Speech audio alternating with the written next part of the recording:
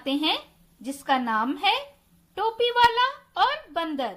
चलिए कहानी शुरू करते हैं। टोपी वाला और बंदर। टोपी वाला और बंदर। एक था टोपी वाला, उसके पास रंग बिरंगी टोपियां थीं। लाल टोपी, हरी टोपी, पीली टोपी, नीली टोपी, छोटी टोपी, बड़ी टोपी। वो टोपी बेचने के लिए अलग अलग गांव जाया करता। आज इस गांव तो कल उस गांव। एक दिन वो टोपी लेकर जा रहा था। रास्ते में उसे भूख लगी। उसने दरख्त के नीचे बैठकर डब्बा खोला। खाना खाकर उसने सोचा थोड़ा आराम कर लूं। सिरहाने टोपियां रखकर सो गया।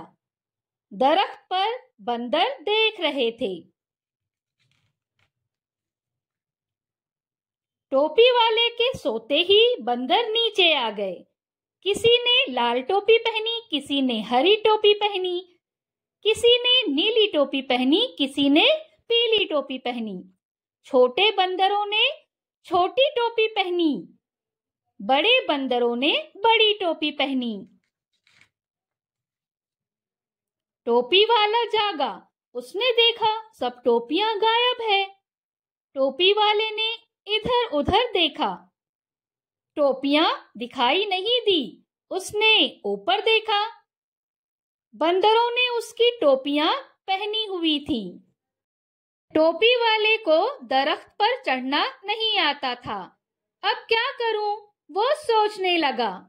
उसने बंदरों को पत्थर फेंककर मारा।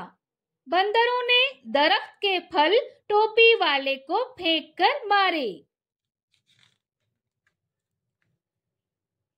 तब टोपी वाले को एक तरकीब सूझी। उसने अपने सर की टोपी निकालकर नीचे फेंकी। बंदरों ने अपने अपने सर की टोपियां निकालकर नीचे फेंकी। टोपी वाले ने सब टोपियां जमा की और अगले गांव में चला गया। लाल टोपी लो, नीली टोपी लो, पीली टोपी लो, हरी टोपी लो। उम्मीद है आपको ये कहानी पसंद आई होगी। तो ये रहा आज का सवाल आपके लिए। 10 टोपी की तस्वीर बनाकर उसमें पसंदीदा रंग भरें। इस कहानी पर अदाकारी करते हुए एक वीडियो बनाएं और हमें भेजें।